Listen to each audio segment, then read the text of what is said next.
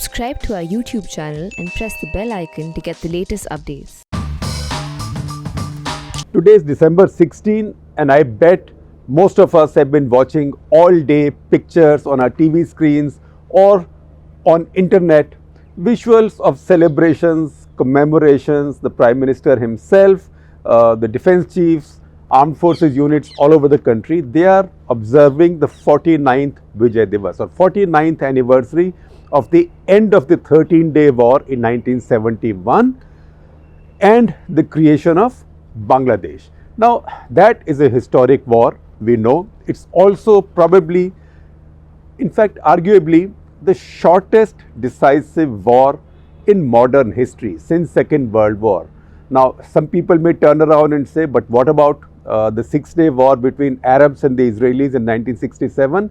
It's true, it was a decisive war that ended in a clear Israeli victory against all adversaries, and they captured a lot of territories.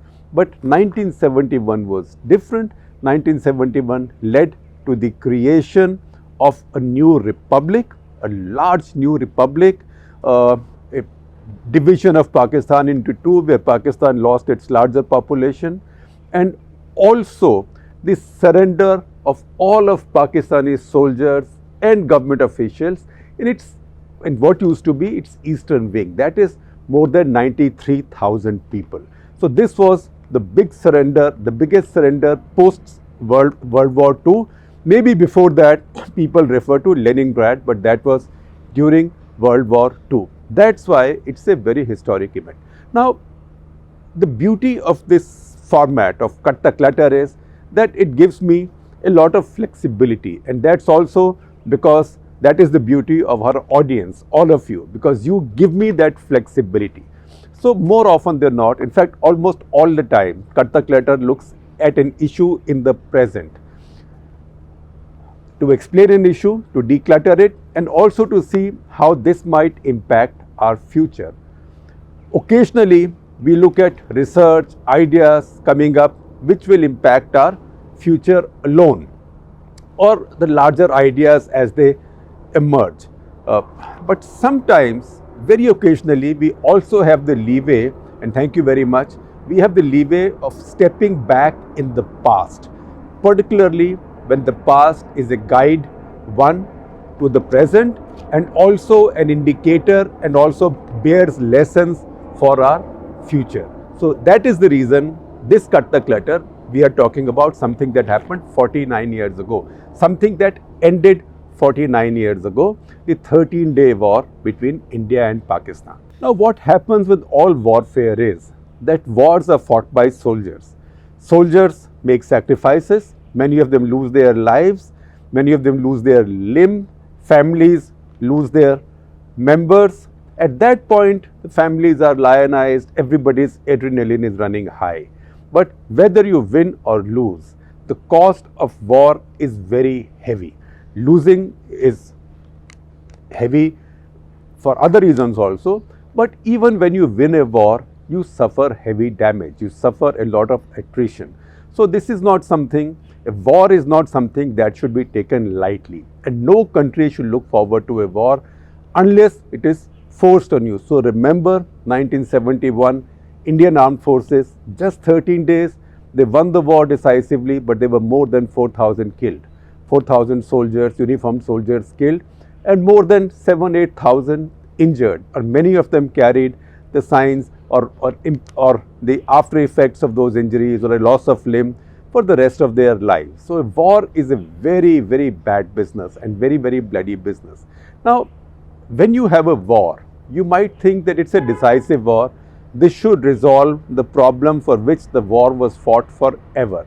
That, as we know, has not happened in 1971, and that is how I sometimes, or I oft-times, make a case when people say, let's go to one more war with Pakistan. And I tell them, first of all, when you go to war, you are not sure of winning. Second, even if you win, you are definitely not sure of any war in modern times settling a problem. So if you look at 1971, for example, you might say 1971 settled a problem, but it settled a problem, the problem of people of East Pakistan. that it gave them a new republic, a new nation, which after a lot of trials and tribulation became a democracy, not a perfect one, a democracy nevertheless much less imperfect than say Pakistan's. And today in terms of social indicators, even per capita incomes has beaten Pakistan by some distance, and this year will beat India as well on per capita income. So it's a success story. So that problem it settled for people of East Pakistan. This war did not settle India's problem with Pakistan or the Kashmir problem. In fact, if anything, it made that blood feud more intense. So that is the first lesson that war tells you, that this nostalgia or this romance of going to a war, because this will now solve every problem. Wars rarely solve any problems. Even when they are decisive, they do not solve the central problem for the party that wins as well. Forget the party that loses. Now, as we go along, I will give you little bits of history and facts every now and then, but I will also give you analysis and occasionally some opinion as well, because you are looking back 49 years, and also today is when Modi government has launched the Golden Jubilee celebrations of the victory in 1971 and the creation of Bangladesh. Similarly, Bangladesh has also launched celebrations at their end. Now, people ask me, why are you so obsessed with military history? Now, I've searched for that answer, and the answer I have is that I am maybe not so obsessed with military history, because it's not as if I read it all from all over the world, because a lot's happened in the last century itself, but I am obsessed with the 60s. And this is a good time to look back on India's 60s. So when we say we are looking back, we are going back in time. We are not just looking at a 13-day war in 1971. We are looking at the decade of 60s. Now, if you want to conveniently define or redefine the decade as 1961 to 1971, because 71, I believe, is when that decade ended. Now, see what kinds of things happened in that decade, and then you will understand why it's so important to look back on that period to declutter what's happening now, and also imagine what might happen in the future and the mistakes we should not make, the good things we should do. 1960s was the decade of India's wars. So keep counting. 1961, Goa operation. As soon as that was over, India had not yet finished celebrating that the Chinese came calling in 1962. In the Himalayas, we have scars of that war. Those scars had barely healed. In fact, Indian armed forces were caught in a big, huge expansion when early 1965, that is before the summer started, April 1965, Pakistanis came knocking at our doors in Kutch, in Gujarat. Now, that's a limited conflict that is not talked about very much, but Pakistanis committed a brigade plus of troops and tanks there. Indian soldiers had their first look at Pakistan's pattern tanks. India was not at that point very well equipped, and India at that point did not have heavy forces in that area, and tactically India decided not to commit too many forces there. The Pakistanis drew the wrong lesson from it. They thought Indians were not willing to fight. So that was the first lesson that the 60s tell us, that the Pakistanis saw their relative success in Kutch as one more evidence that, quote unquote, a Hindu army was incapable of fighting a war. And that's how Ayub Khan, Field Marshal Ayub Khan, who was then Pakistan's leader, and Bhutto decided that this is the time to launch a full-fledged operation to wrest Kashmir back from India. Remember, this is the time when Pakistani armed forces were very modern. They were modernizing very fast as members of US-led security military treaty organizations, and they were getting the top-line tanks, top-line fighter aircraft. They could fly at night. We could not fly at night. They had missiles. India did not have missiles. They had a submarine. India did not have submarines. In fact, most Indian ships did not even have proper sonars at that point. So Pakistanis had a big advantage at that point. And seeing Kutch as evidence that Indian armies, or Hindu armies as they said, cannot fight, they launched this big war in 1965, which became the 22-day war. Now, we count it as a 22-day war, but it began a little bit earlier, about a month earlier in August, when Pakistan launched its Op Gibraltar. Op Gibraltar was when they sent tens of thousands of soldiers dressed as civilians, or infiltrators as they were called, Ghuspaitiye, the original Ghuspaitiye, not political Ghuspaitiye as is now used, unfortunately. They were expected to start a rebellion in Kashmir and to carry out a big operation of sabotage, ambush, etc., and drive Indian forces out. That did not happen. Ultimately, in that war, India went on the offensive, and India expanded the front because India realized they were not able to contain the Pakistanis in Kashmir, so they opened the fronts in Lahore, Sialkot sector. So that is a different history. We'll talk about that.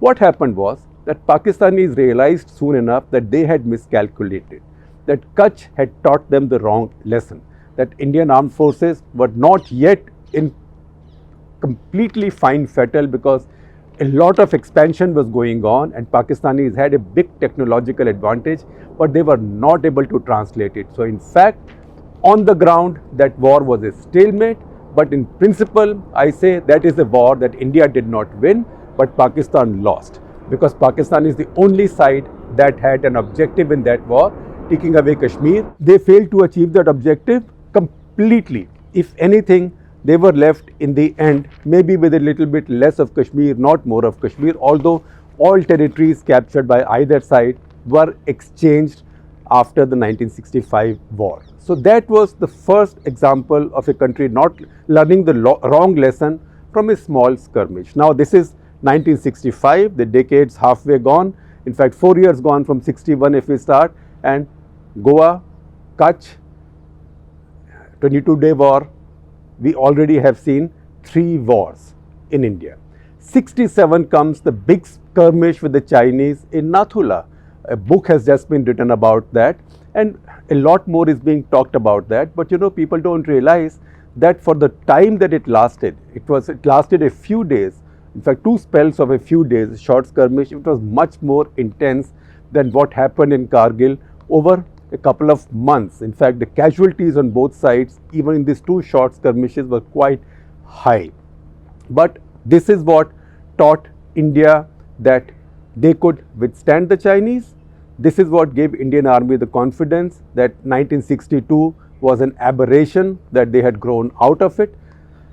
And Chinese also learned that Indian armed forces were no longer a pushover. And then came 1971, because as I told you earlier on, and that was opinion, that a war never settles an issue. So 1965, Pakistan launched a war trying to wrest Kashmir. It did not win, so Pakistan kept sharpening the knives and India kept sharpening the knives, because this was a blood feud. So 1971, various things happened. You know how in the election Mujibur Rahman got the votes, but the West Pakistanis would not give power to a Bengali because of essentially Punjabi supremacism or West Pakistani supremacism, Punjabi, Pathan, etc. supremacism. They will not give it to him. Started a separatist movement which became more separatist as the Pakistani army crushed it, beginning 25th March 1971. The rest of the history is relatively better known, and then took place this war, and we thought it was a decisive war that settled an issue. But as I said earlier, it settled an issue for East Pakistanis. They became Bangladesh. It did not settle an issue for us or for Pakistan, because the issue that bedevils our relations still exists. In fact, if anything, it's now acquired a much sharper edge. Now, when you look at that decade, remember other things. That is also the decade when Naga insurgency was at its peak. 1966, Jan-Feb, Mizo insurgency started. That was the first time Government of India used Indian Air Force against its own people. That was In Aizawl, Indian Air Force planes were used to strafe Aizawl, where it looked like the treasury of the district. Mizoram or Mizo Hills was then a district. The treasury, the deputy commissioner's house, and the Assam Rifles battalion headquarters will be run over. So that is one more big conflict. Naga conflict was at its peak in the 60s, and there were other separatist movements. It was in the 60s, in 1966, that Punjab split. After Punjabi Suba movement, that is, Punjab and Haryana became separate states. It's also in the same decade that Dravid movement had risen to its peak, and it was a separatist movement at that point, so much so that its top leaders were unwilling, even if elected, to take their oath of office on the Indian Constitution. So this was a very fraught period of the 60s. That's why when you look at 71, you don't think of just that 13-day war. You think of a 10-year period of crisis for India. During this period, India had not one prime minister. India had Nehru in decline and dead, Shastri on the rise but suddenly dead much too soon, Indira Gandhi, 3 phases of her life: 67 when the Congress weakened under her, when she was called Gungi Gudiya by Ram Manohar Lohia, 69 when she split the Congress, 71 when she became Durga. So this was a very important and interesting decade, and a lot of what's happening today has been determined by what happened in the 60s. So see what happened in the 60s. 60s was India's most insecure decade. Now India is going through most insecure phase in its history, externally and internally. Although the external situation has changed a fair bit right now with the Chinese quote-unquote activism in Ladakh. So that's a different situation, but otherwise you have to have lived through the 60s to understand the crisis this country has survived. So anytime you think, oh God, our country is in such a crisis, how will we ever get out of it? Remember the 60s, and remember that fraught decade of the 60s ended on this day in 1971 at a great cost, at great sacrifice to people who fought that war.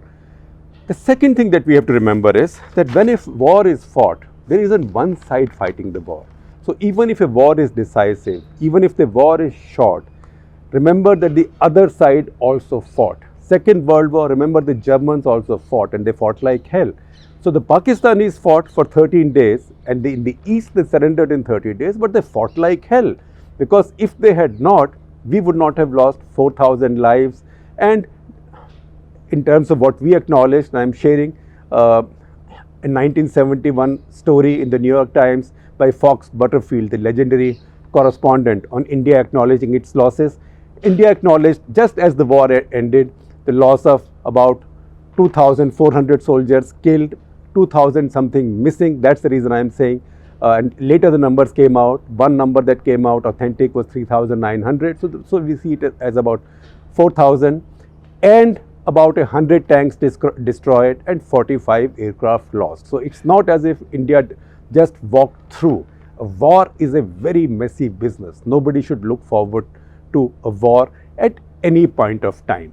Now, wars also give you an insight into the history of nations, into the culture of nations, into the ideologies of nations, and it helps you understand the nation. I can hold forth for hours, and I'm sure you don't want it, but I will tell you one sidelight, because this is something that keeps coming up all the time now in the context of Pakistan.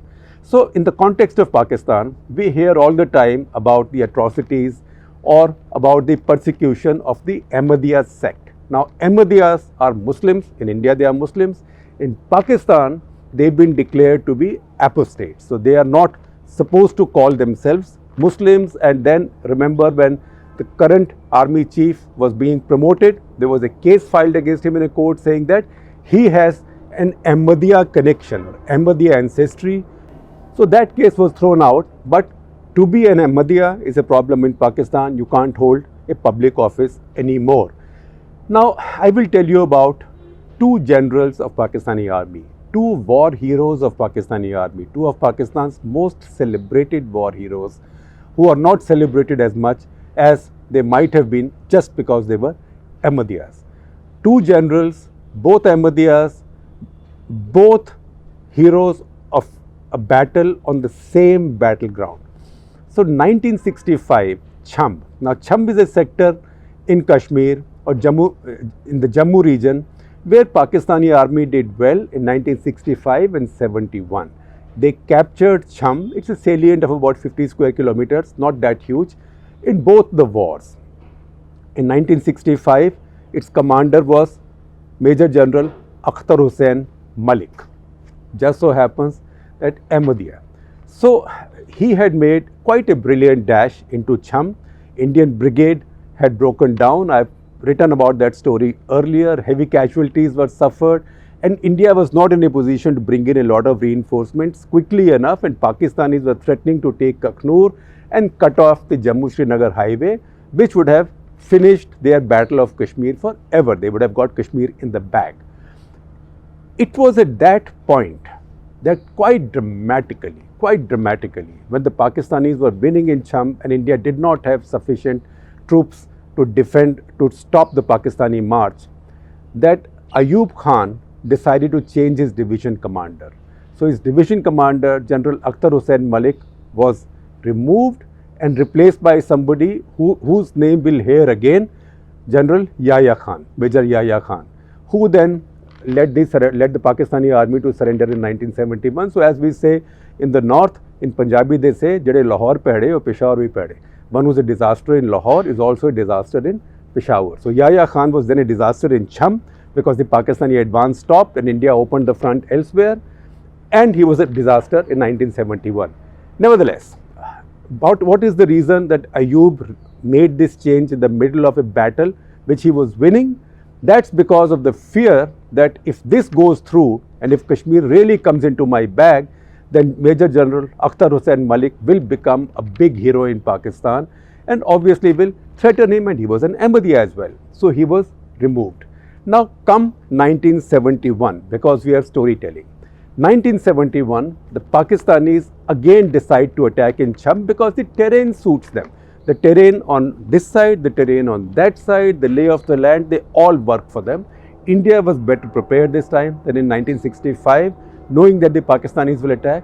Pakistanis attacked. Indian defense was very resolute. Some of the toughest defensive battles of any India-Pakistan wars were fought there by Indian troops. But again, the Pakistani campaign was brilliantly conducted, so brilliantly that Indian defenses ultimately broke and Pakistanis captured Chhamb again. Now, who was Pakistan's commander? So we will go back to Chhamb.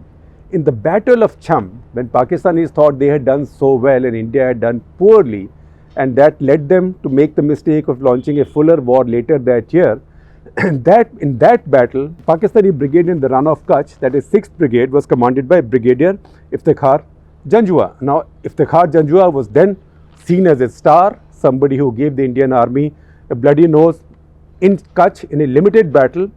He was now put in charge of the division in Chhamb again. 1965 was it Ahmadiyya general.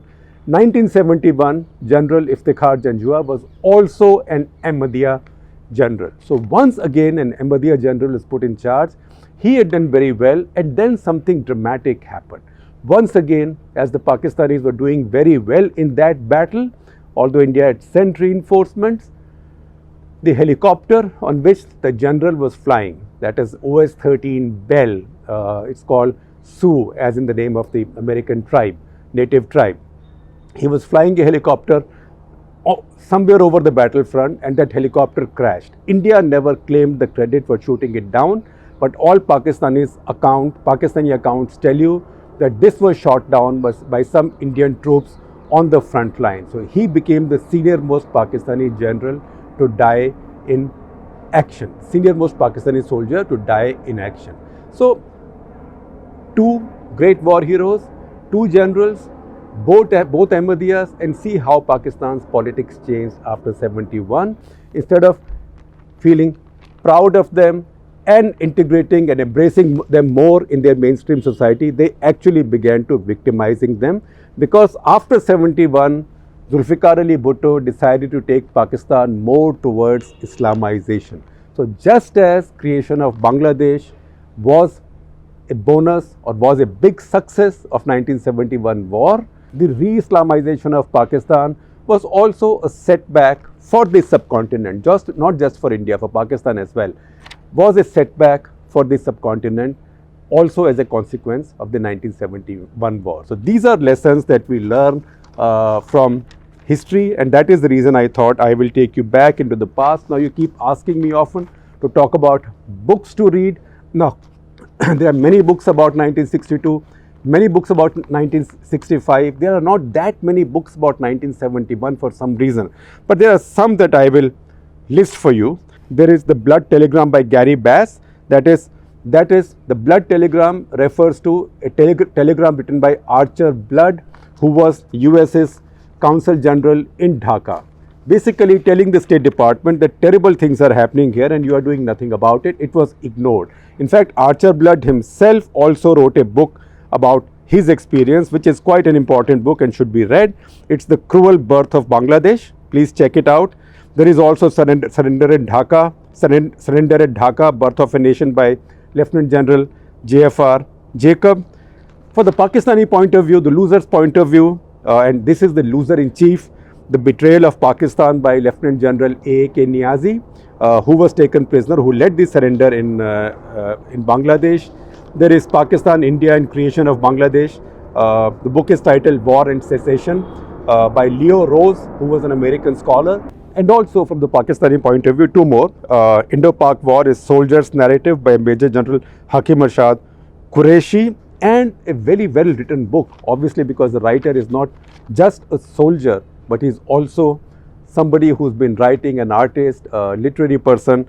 That is Brigadier Siddiq Saleh, who later became the head of ISPR in the 80s, but at that point was heading the ISPR division in East Pakistan. So his book is called fittingly Witness to Surrender. It's quite an honest book, so do please check all of these out if you want history. But remember, more than learning the history, it's very stirring, military history, particularly when you've done well. It is the lessons that history teaches you going ahead that are more important. The central lesson is a war solves nothing, even if you win it.